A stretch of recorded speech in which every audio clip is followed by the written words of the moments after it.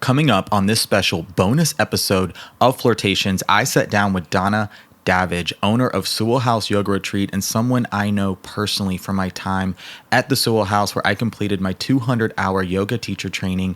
And together, we are going to bring you a discussion all about purpose and healing. We'll learn about the significant shifts Donna made in her life, bucking all the trends to carve her own path to live a life on her terms. Flirty, if you are at a point in your relationships or career wondering if you are on the right path, perhaps feeling like there is something different, something greater out there for you, this episode is for you. If you are wondering if it's too late to make a change, it's not. This episode is for you. If you are wondering how to deal with the fear and uncertainty that comes up and going deep within to discover the truth of who you are, this episode is for you. These questions we answer and more. Now let's meet Donna. I heard you wanted to flirt. I heard you wanted to flirt. I heard you wanted to flirt. Hello, my name is Benjamin. I'm the flirt coach and a gay Libra. Everyone has an inner flirt. Hey, Flirty. Live, laugh, flirt. Work the flirt. Work the flirt. Delulu is the Salulu. Expert on the flirt. Hey, Flirty. There's always another flirt. Everyone has an inner flirt. Get out of your head and into the flirt. Welcome to this episode of Flirtations. We're going to be talking with someone that is very special to me and that I know personally. Donna, welcome to the show. Thank you, Benjamin. Thank you. I'm excited to be here with you. Yeah, I'm so excited to have this conversation all about purpose and just thriving in your 50s, 60s, and beyond. So excited for you to be here today. Okay, so you have a unique name as well. I introduced you as Donna, but you also go by Amrita, which is your yoga name. And I'd love for the Flirties to hear how you got that name. Yeah, so I have been really into the yoga lifestyle, not so much as a trend, but just as a way to cope with life, the shit show that is life. And so in the beginning of my journey, I had done some hatha yoga, but when I discovered Kundalini, it was like mind-blowingly changing for me. So my teacher said, you must get yourself a spiritual name from my teacher. And that is what I did. So I got this spiritual name from this man from India, which means kindness or nectar or the nectar of immortality. And the idea is that you're to grow more in the direction of your name. And so I really believe in that. And you know me from the retreat. And so, as you know, some of the people here that work with me call me Amrita, where out in the general population, more people, quote unquote, know me as Donna Davidge. But I really love the name Amrita because I want to live up to the legacy of kindness and sweetness and just believing that, we're eternal. Yeah. And I think, knowing you personally, you definitely embrace the sentiment behind Amrita. All right. So I know you, I'm a yoga teacher. Some of the Flirties know that. And I did my 200-hour training with you up at the Sewell House retreat in Island Falls, Maine. And so I'd love to hear a little bit more about how you initially got into yoga and started the retreat. Yeah, thank you. So again, I'll segue from that experience in Kundalini yoga in New York City. I was super duper immersed in that from like age 30 till I bought the house in 41. I was 41 years old. And at the first few years, I only taught Kundalini yoga.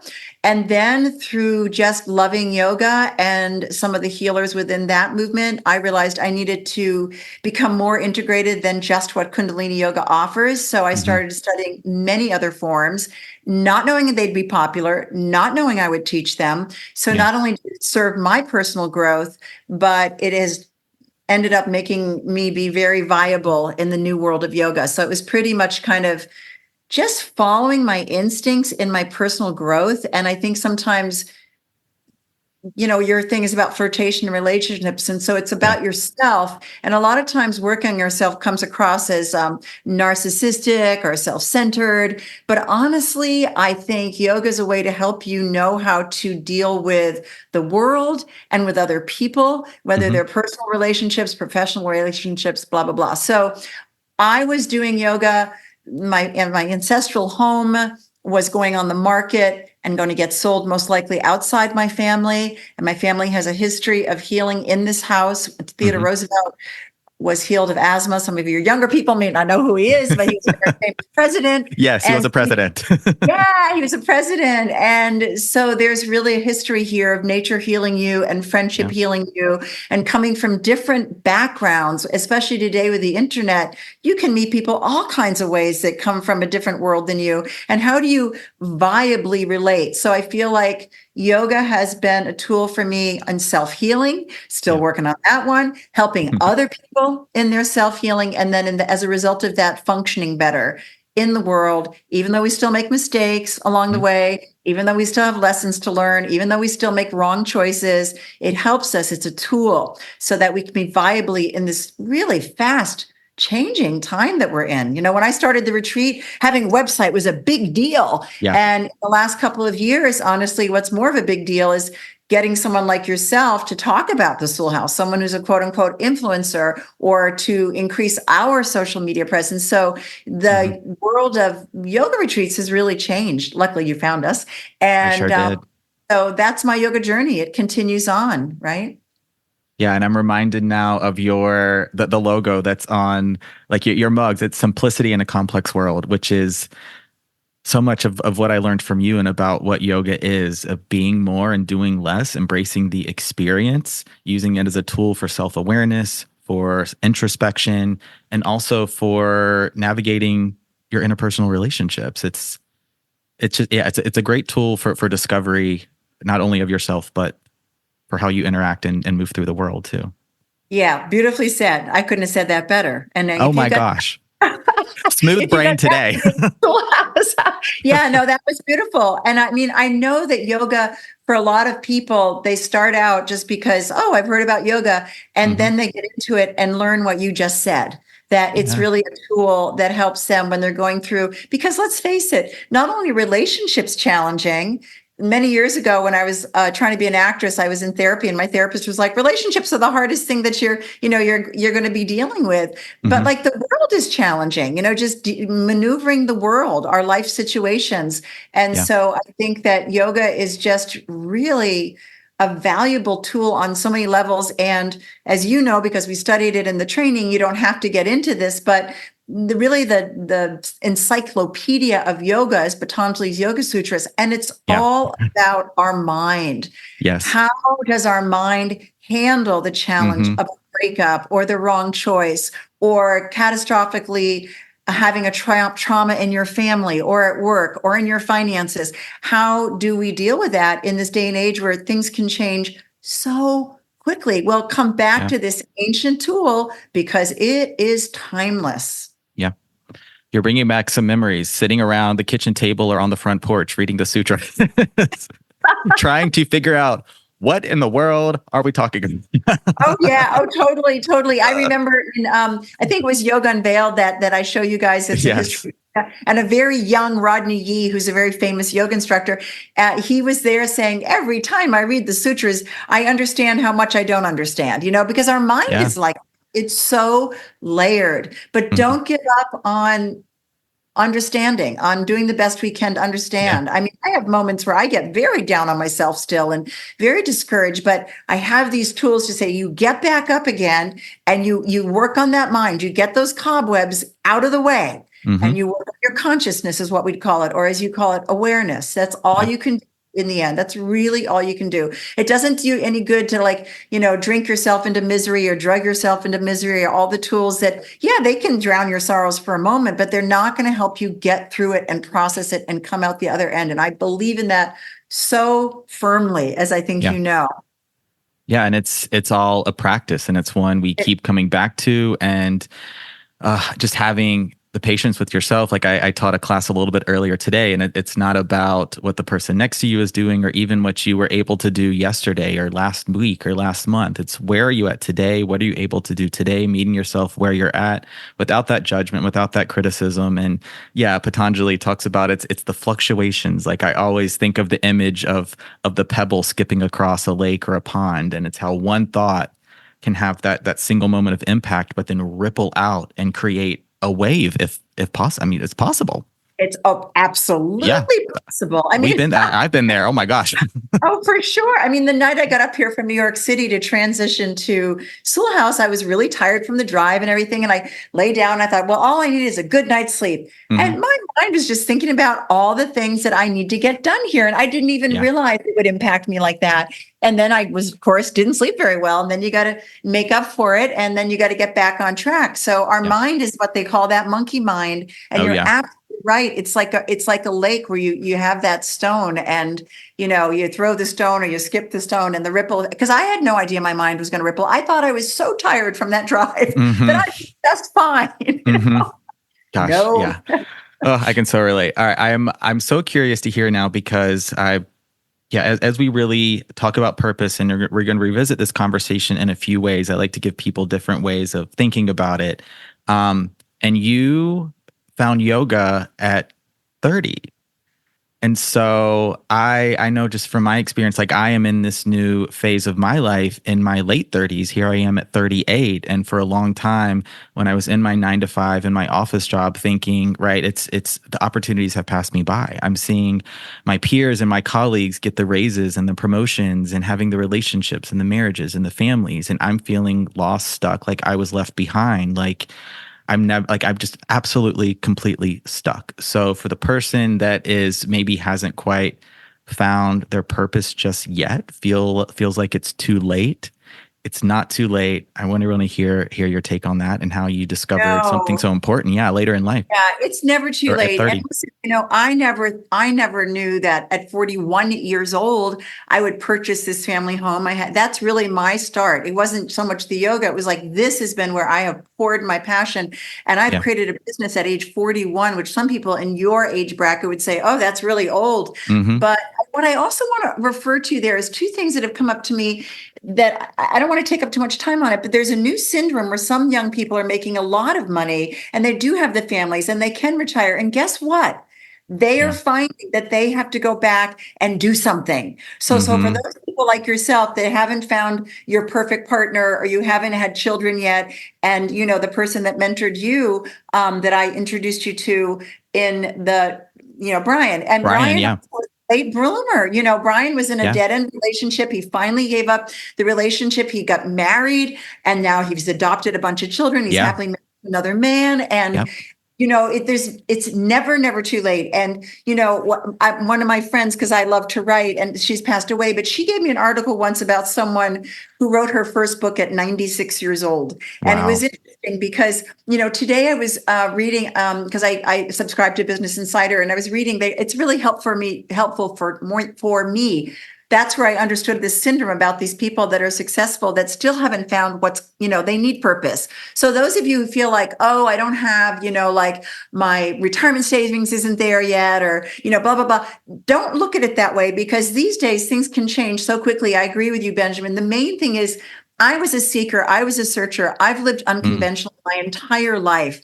And I have had great periods of doubting myself and uncertainty, but I knew that I loved helping people this way. And then sometimes you'll get a message from the universe, like someone coming up to you when you're teaching a class saying, "You changed my life, and now I'm in recovery, and now I'm a yoga teacher," or whatever it is. And just trust that if you don't know what it is yet, keep doing things like coming to people like you that are helping people find their way, because I think that's what people do when they come here is often they're in transition, not so much for teacher training like you did, but people are really looking to find their way. And I think it isn't really age related. I honestly think so. And so today when they were saying TikTok may become boring because older people are on there, and I thought, what are a second. Yeah, You hold know, up, hold up. I mean, wait a second. I know that I don't look 69, but I am 69. And I know that I had a guy call me last year and ask me if I wanted to sell my business because he said, you're a yoga teacher. You probably want to sell it by the time you're 40.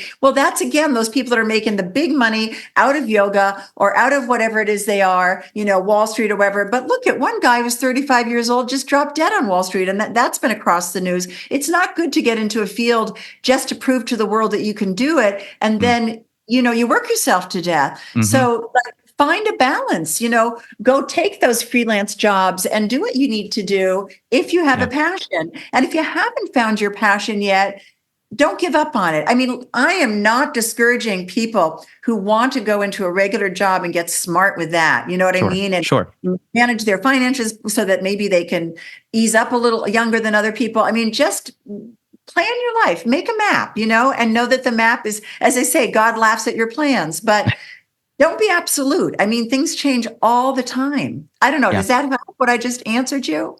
Yeah, absolutely. Two of the key takeaways that I got from that are, a few: being really curious, being able to be adaptable, but also if you're really, and this was true for me, if you're really searching for that purpose, it's going to come through service. It's going to come through giving. So figure out how you like to help others. Is it teaching? Do you have a passion or a hobby, an interest, a talent of some kind?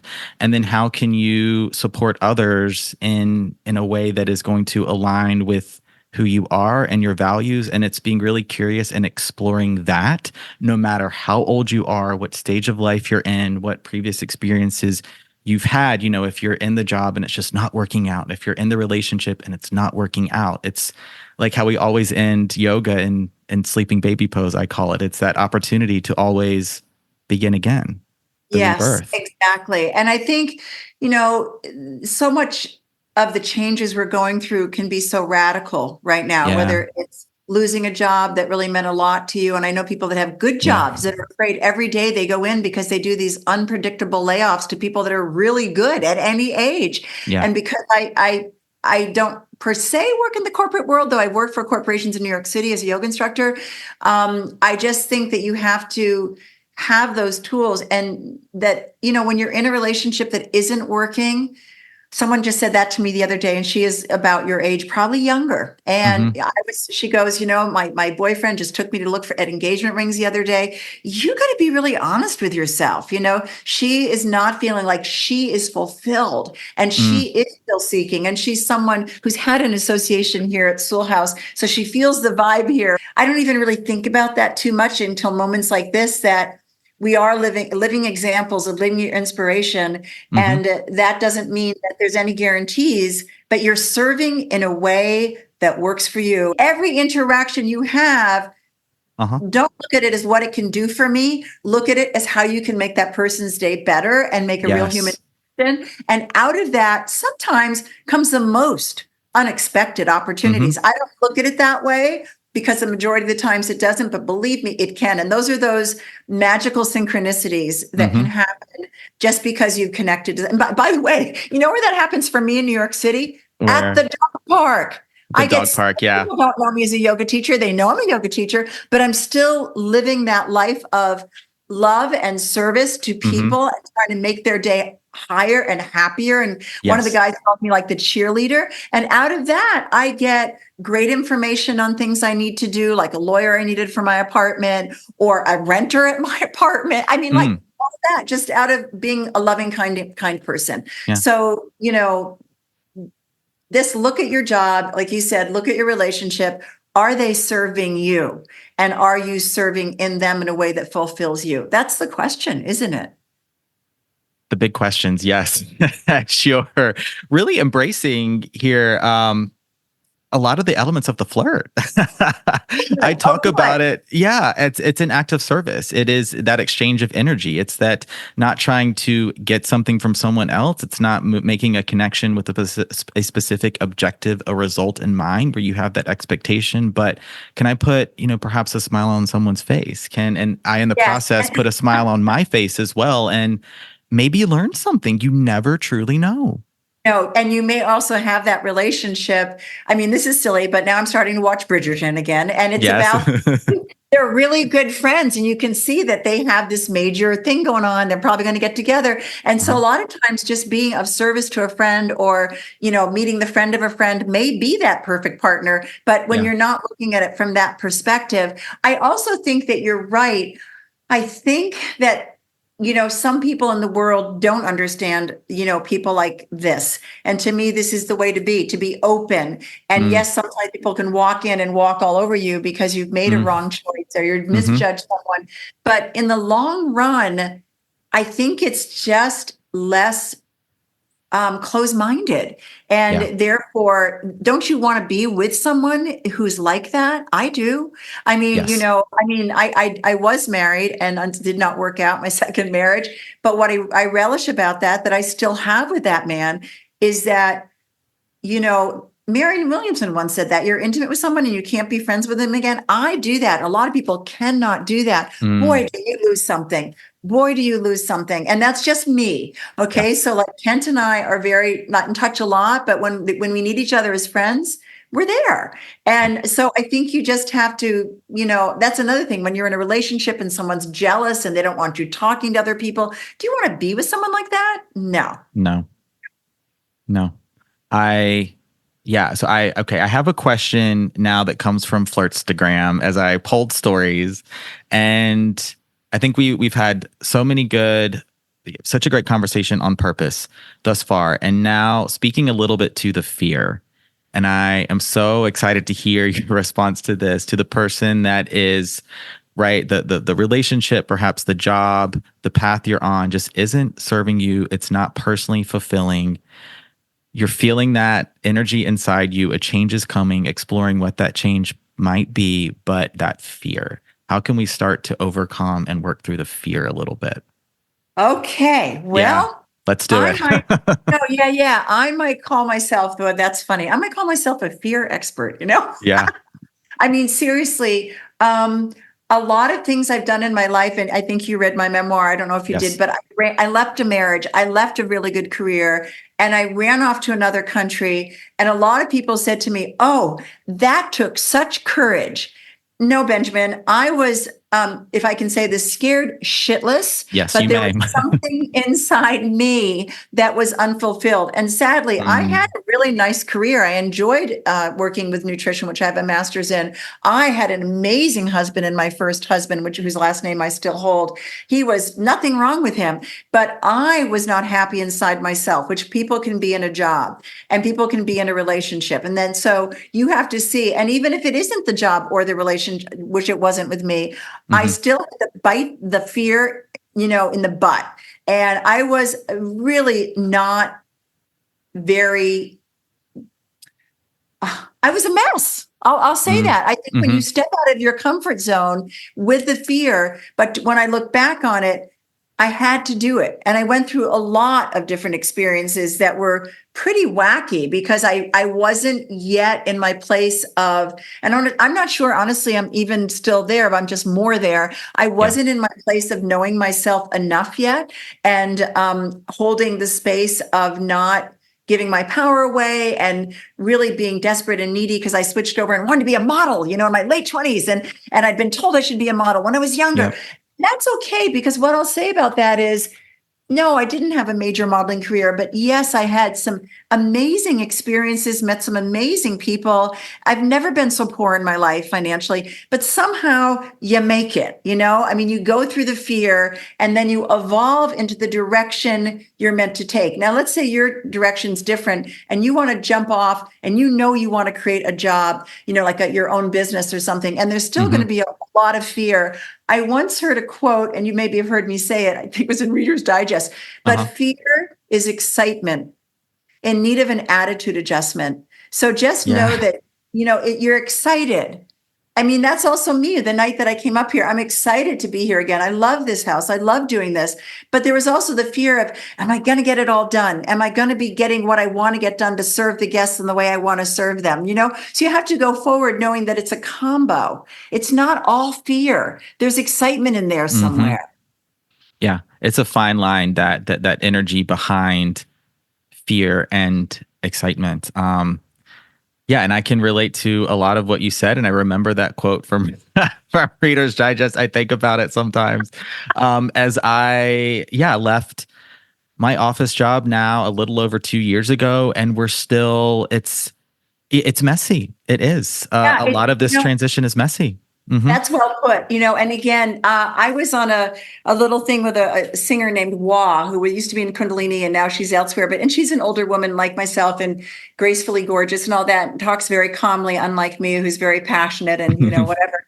But it was interesting. We were on this interview and someone said to her, oh, now you're doing, it's kite surfing, right? And they were like, oh, yeah, it must help you get so centered and it's your new passion. And she very calmly said, oh, no. Oh no, my body gets thrashed against the rocks and every day I'm almost dying. Oh my gosh. She goes, but her punchline was what you just said about it being messy. She said, it's always going to be bumpy. And I think that's what you have to understand. Joseph Campbell talks about following your bliss. I loved what she said. It's always going to be bumpy, even if you're in the best relationship you've ever had. And even if you've got a job that you've created or that you're in, that's your ultimate job. It's always going to be, like you said, bumpy and messy. I'm sorry. And she said bumpy. And I love that. I just love that. Yeah. It's true. Yeah, letting go of the expectation that it's going to go exactly according to plan, that it's going to be absolutely smooth sailing, or seeing the fear and the self-doubt as somehow, that it's not meant for you, or that, it can be so hard not to internalize that and really be like, I'm not good enough, or I'm not strong enough, something like that. But that's what's going on right now in Bridgerton. But but I think in relationship, that super duper happens, right? Where you get really afraid, like, I really like this person. So then the fear comes up even bigger, because then your mind goes to, wow, this could be the one, And so, absolutely. I mean, I don't have the answers to that, having experimented with relationships a lot. I just think that you have to choose where you want to put your energy. And that's what I would say at this point of my game is I have a lot of men friends. I have a lot of women friends. I'm a heterosexual woman who very much likes being in relationship. And if I were going to put the energy into some deep relationship with someone right now, it would have to be someone that I really felt we could communicate through those fears and really admit what we were doing. Because I think also fear and love are, love and hate, they say, are close to each other. I think fear and love are very close to each other, I can see that. I heard this. Here's another one you might have heard me say. Yes, please. Love brings up everything that is not like itself. So even when you get into a relationship where you're both conscious and you're both loving, can you work through it? I think if one person's capable and the other one isn't, it doesn't have a very good chance. I'm so sorry to say that, but I really think, just being in love isn't enough. And just loving, being with each other, you have to have that, as we'd say in Kundalini, conscious communication. And again, when I look back on my second marriage, I mean, and my first one too, I think I've known that and I know it exists. And even though the marriages didn't work, I think that's also okay to know that we can be in something that's really loving, a job that's meaningful, and maybe it won't be forever, because I think that's the other thing these days with flirtation and relationships. Man, I have students that have done this dating online that I don't do, which probably a lot of your people do. My goodness. It's really hard. It's a challenge. It's like going to the grocery store. And and I've seen one of my students, and now she is married. She's Chinese and he's Lebanese, and it's pretty interesting. But she went through, I'm saying she went through a lot of toes, and I saw her do that. And God bless her. And, I saw another woman who got married on the internet and recently went through a divorce. But, that was good for the first few years, and then it wasn't. So I don't think that online dating is any better or worse. I just think that now there's so many options to, quote unquote, test the waters of relationships. You got to kiss some frogs sometimes. Yes. And one of the things, I'm so intently listening. I love learning from you. And one of the things that I've learned just throughout my dating journey and relationships, it's that the love, romantic love as adults, it's not unconditional. It's very much conditional. It's like there's like it's you got to work for it, and it's Yeah. about that communication and a lot of the things that you just touched on as well. Yeah, definitely not unconditional. I mean, in No. an ideal world, it is, and we do make Mm, the effort to be loving. However, and again, I get this from my younger teacher, like, it's Sewell House, simplicity in a complex world. She yep. said, we do yoga to be like, to experience things more simply. But the truth is, we individually are each so complicated. So Yep. you take two complicated people together, and it Mhm. can't be simple. We want it to be. We want it to be, but there has to be that level because things will come up, whether it's, finances or whether it's sex or whether it's other people in the relationship Yep. or because I know people that are in open relationships. I mean, Sure. I hear it all these days from clients of mine and stuff. And, it's anything's possible, but you have to agree on it and you have to work through all those things about money and sex and your individual families and your mutual friends and your non-mutual friends. And that's Yep. complicated. It definitely is. It is. All right. So I wanted to ask you about your memoir that you wrote. I'm glad we started off the conversation in this way, talking about purpose, and now sort of taking it full circle a little bit, bringing people through the process of writing your book and the experiences you've had, some of the bigger experiences throughout your life, relationships and jobs that have led you to this point now. Okay. Well, I have enjoyed writing since I was a young girl. And when my parents moved out of their home in their 80s or so, my mother handed me two poems and a short story that I wrote. And one of the poems was written when I was about 12 or 13, and it was called Why? And Mm. it's the beginning of my memoir. And actually, one time when I was at jury duty, this is I kind of go off on tangents, but let me see if I can bring this full circle. Uh-huh. I spoke to a man who was a music teacher and had been in the Holocaust of all things. He'd been a Mm. child there. And I read that poem to him. I was working on the memoir during jury duty, and he said, "Oh, it has a beautiful musical cadence." But even at that age, I was asking the questions: Why do people die? Why is love unhappiness? Why do babies cry? Is this a reality we're living in, or is it Mm. hell? Should I Mm. welcome other people in my life or not? I mean, these are all the questions I asked with rhyme in that Uh-huh. poem. As And a so, as an 8-year-old? Oh. yeah, I'm maybe 12, Woo. but yeah. Yeah. Mhm. And so I think that I've always been that. My mom said, "Oh, you were an artist." Well, I'm not particularly. I don't paint, I don't dance, but yoga is an art and a science. I do Yeah. love writing. So getting back to my memoir, I started with that poem because Mm. I think that I wanted to write that memoir so that people know that I had everything that everybody wanted, Benjamin, in my 20s. I had a wonderful husband. I had a wonderful education. I had a wonderful job. I was Yeah. driving around in a Porsche in a 3-bedroom house with a swimming pool, living the American dream, didn't even realize that financially we were going Mm. to be really well to do. Mhm. And none of that was working for me. So I threw it all away. And I really was pretty messed up. And that's what my memoir is about. It's Mm. okay, people. You've got to get messed up to get better.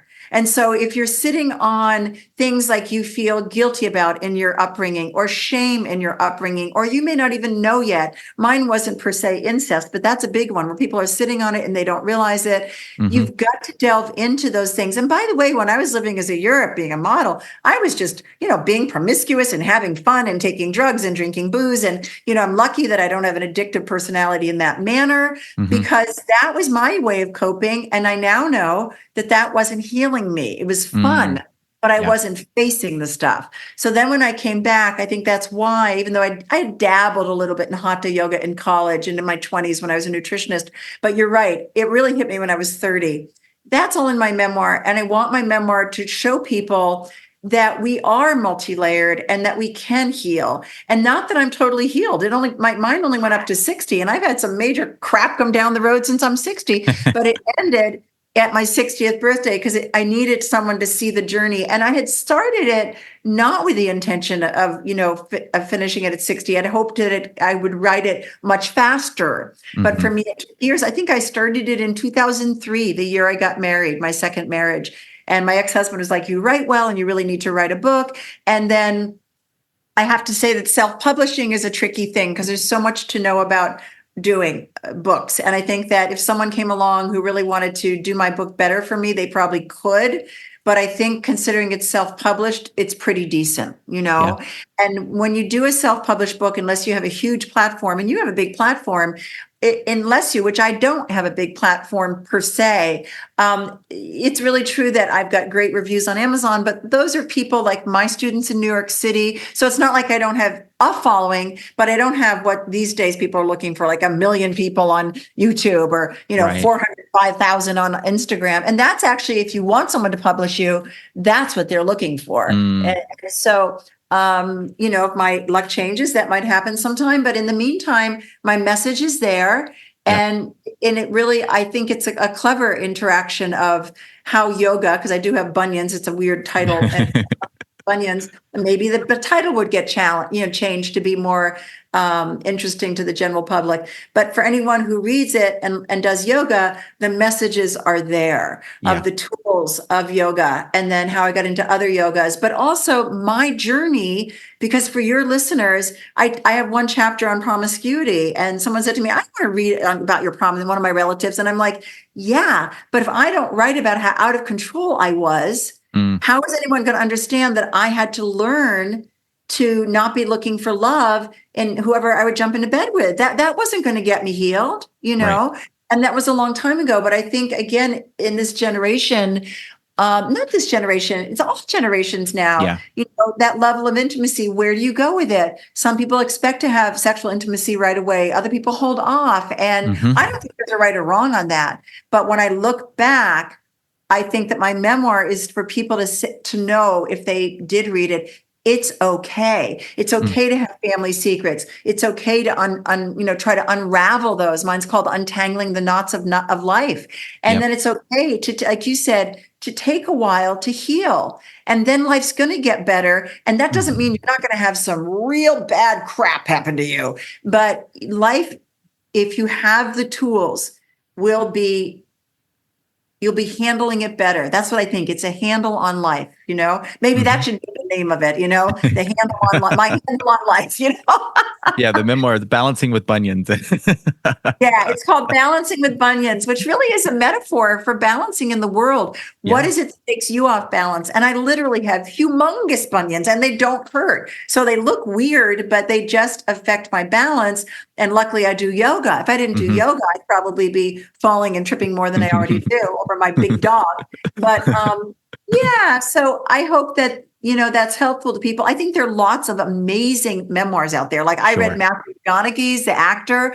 I love people's stories. I've read Abraham Lincoln's biographies. I mean, I love how we can learn from each other's lives. And these days with the internet, I mean, I would like to expand my Instagram a little bit and, to talk to people like you do about all these things, because I think, again, there is a message for people and our stories are important. And if you don't have a book, get on Instagram, get on TikTok, however you do it, and I know the venues better than I do, because I really am not that well informed on all those things. I mean, I do run a business and I'm aware of things, but you have worked really hard at it and you've got a beautiful following, and I applaud you for that. Oh, thank you. Yeah, it's practice. So much of what I learned from yoga, and it takes, dedication, but that's really a part of my purpose. Like it's a real creative outlet for me as social media I love making videos and connecting in that way. And I loved hearing more about your memoir now and the process of writing. It's one, because I have a signed copy, y'all. That was a parting gift for me from yoga teacher training. And something that came up in this part of the discussion that I learned from you is that, and from yoga, is there is no there. Like you think there's this finite end to healing, as if there's a destination, there's a point and you're done. Oh no, that is not how this works. It is not a linear process. Has the ups and downs. Sometimes it goes in circles. And that really is, it's true. It's not a cliche, and to not divulge anything, but let's just say that last year I had a big life lesson. It was like a huger scab than I'd ever thought I'd have to go to. And so you never know what life is going to throw at you. And some of those things, it's just not right to divulge to the public, and other things you share with them to say, like, you are not alone. We are all going through this now. So yeah, that's important, Benjamin. And yet I really, really know, and for me anyway, that I don't call myself sober. I say I live a yoga lifestyle. And, one of my teacher trainer, more recent graduates who's becoming therapist said, "Oh, you have all these coping mechanisms." And I'm like, well, if getting enough sleep and eating healthy and having really wonderful communications with people and a lot of loving people in my life and a job that I love and tons of support mutually, I mean, in both directions, if that's a coping mechanism, then okay, you can call it that. I'm good with that. I call it my practice. I like what you practice. It is my practice. Yep. And all right, so I'm really curious to hear some insight on patience. Like, I'm thinking for the person that is like, has maybe a tendency to rush to that finish line. Maybe you're dating, you want to get to that milestone of, exclusivity or marriage, or, like that promotion, like whatever it is, like you're sort of rushing towards it. You're just working super, super hard. But as we've learned, like it took you many years to write the memoir. And so, I'd just love to hear a little bit of what you have to say about patience. Yes. I think that patience is incredibly important. And at the end of my book is a thing that's actually a recording. I put it in sort of as an afterthought, and it's Patience Pays. And it basically, anyone can look it up. And it says, stop chasing around. Well, this was recorded way before this information age, but my teacher did say the information age was not going to be good for our nervous systems, not going to be good for our emotional life, not going to be good for our mental life, not going to be good for our psyche. So this has caused more urgency and less patience in myself as well. I know that, like, I'm going to go text Benjamin and there's a call that just came in, or whatever, or I'm going to go this email. Oh, and there's that text. So we have this, as Judith Lassiter said when I took my restorative training, and you probably remember this too, Vata deranged society. Now your listeners don't have to know all that stuff, but Vata just means like we're anxiety prone. And anxiety is fear of the future. And that's exactly what you're talking about. Those people that have that urgency of like, I've got to make this relationship work, or how's it going? Or am I going to have enough money next year, or whatever. And so there's this sense of urgency. And that's kind of, again, what got me in trouble last year is like, I did something and there was this sense of urgency and I made a big mistake. And so like, I thought, whoa, I know better than that. But in that moment, I didn't. And so I think for people that aren't patient, just know that the climate we're in does not set you up to slow down. So know that patience is incredibly important, because you may make the wrong decision in a relationship, in a job, in any area of your life because you're impatient. And also, it's just not a nice quality for people to see in you, like on a certain level. You know what I mean? Yeah. I mean, you can get frazzled. I get a little frazzled, but for someone to see you get like, hot around the collar, there's nothing wrong with getting angry, but that urgency can also make you impatient in a way that does not come across very well. And I know that happens for me when I get overwhelmed.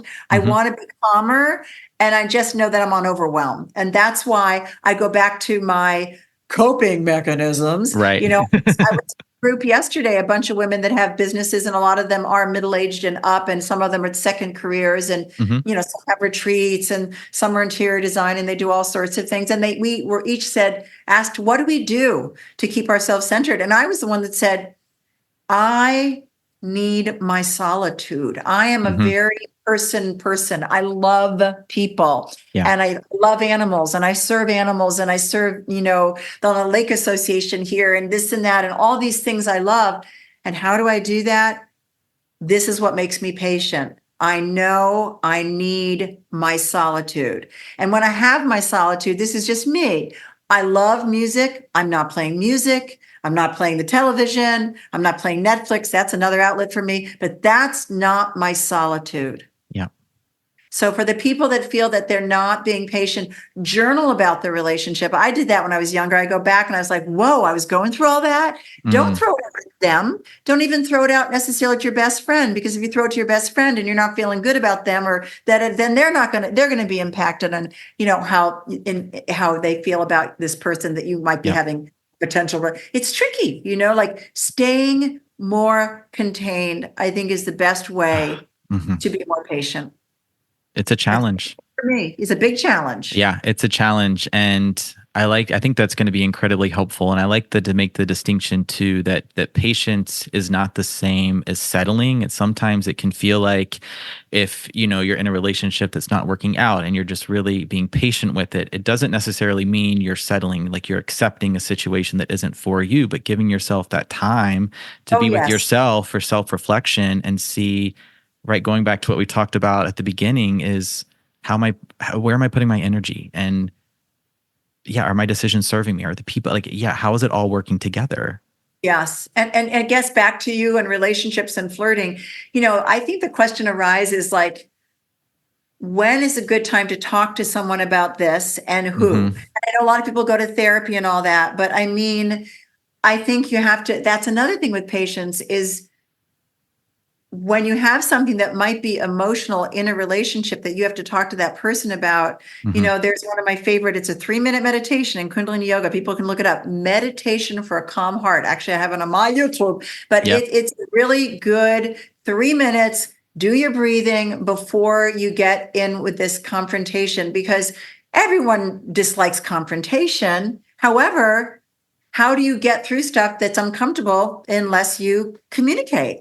And so I think that's another part of the patience picture, don't you? I mean, definitely. Knowing that, sometimes you really want to, especially women, I don't know if men are that way too, but I know a lot of women are like that. And they just need to talk about it. I'm like, maybe that's not the right thing. I have a friend who's in a relationship like that right now. And, she really loves the guy. She's older, but he's been very slow to respond. And now he may be dying and he's opening up a bit more. And it's been a wonderful lesson for her in containment and patience, because a lot of her friends said, cut him out of your life. I didn't. I said, you love the guy. Don't cut him out of your life. Yeah.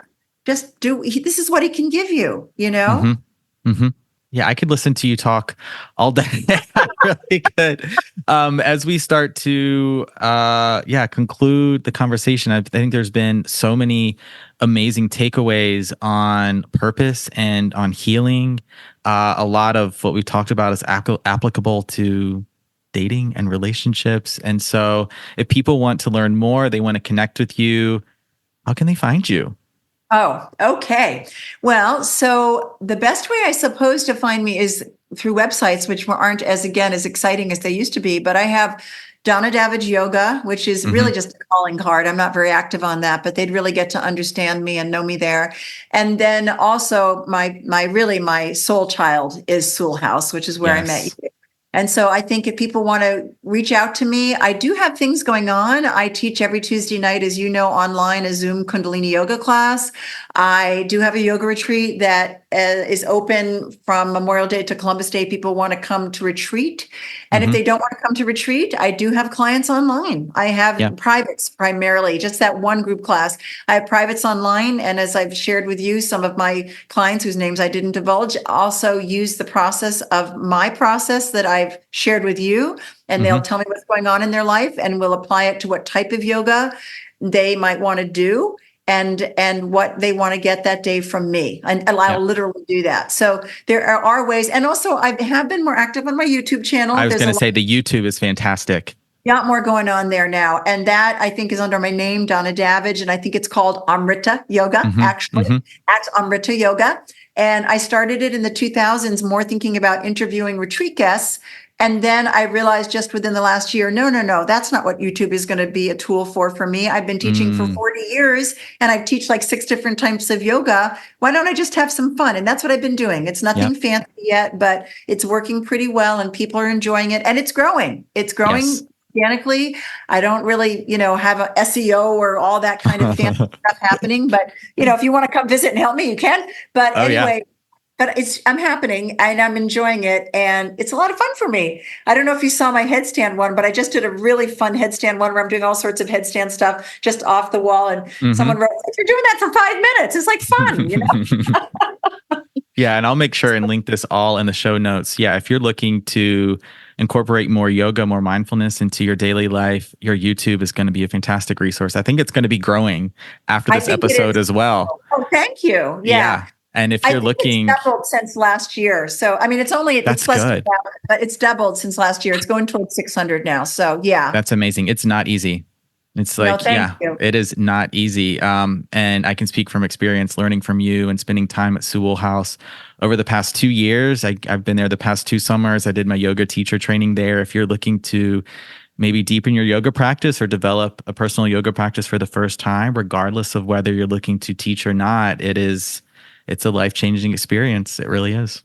Yeah, Lindsay and Ajit, who helped me with it, call it walking through the fire of transformation. Ooh. So we're starting June 14th this year, and then we'll see what happens next year for the teacher training. But meanwhile, look at the website for Sewell House, because we have, I'm doing a chakra workshop in August, and we still have space in that. And we have a vegan cooking one, and Ajit's mental health is really popular, Labor Day. And so we have ongoing retreats. People can come like you did last year and just come when you want and just come. And we always recommend, if they can, they can't always, but 5 nights is great, minimum 3 nights. Give yourself some time for you. Yeah. Agree. Amrita, thank you so much for Benjamin. sharing your experiences and your story with us today. I've got one more question for you that will be on Swell about embracing independence. That is coming up on Swell.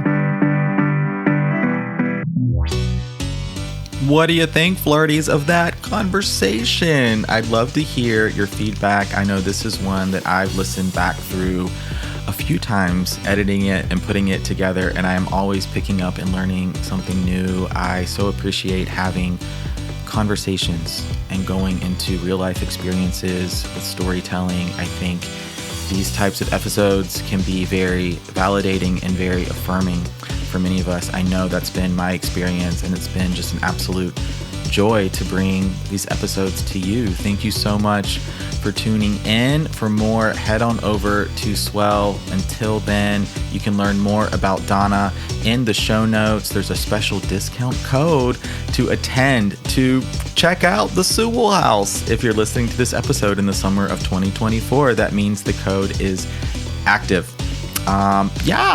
That's right.